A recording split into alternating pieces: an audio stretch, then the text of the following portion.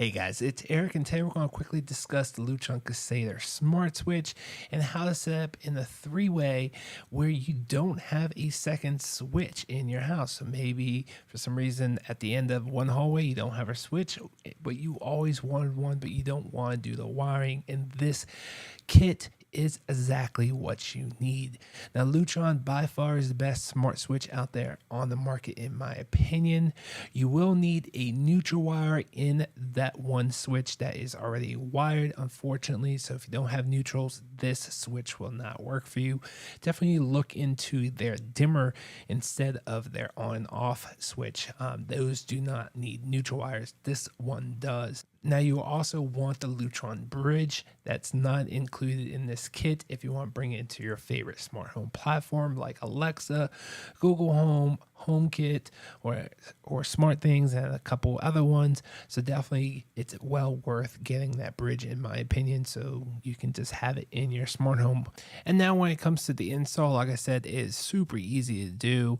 You want to find out which one is your line wire. It's going to be one of your black wires. If you're not quite sure, probably the easiest way to do is to undo everything, go back down, turn the power on, and then test to see which one has power. Just be very, very safe. Once you figure it out, hook up the line wire, hook up the load wire, hook up the neutral and the ground, tuck it all back in, make sure everything's nice and tight, and then go ahead and turn the power back on and hook it up to your bridge. Once you have it all set up, you can then bring it into the Lutron app, and then you can integrate it with your other smart home platforms of your choice. And now you want to set up the Pico remote, which you can do inside the Lutron app. To place this on your wall, it does come with a double-sided adhesive on a little piece of plastic. You probably don't want to use that if you don't like the look of just the Pico remote by itself stuck to your wall. But it also comes with the Lutron Pico remote wall plate. This will allow you to take that Pico remote and actually mount it to the wall so it looks like a real light switch.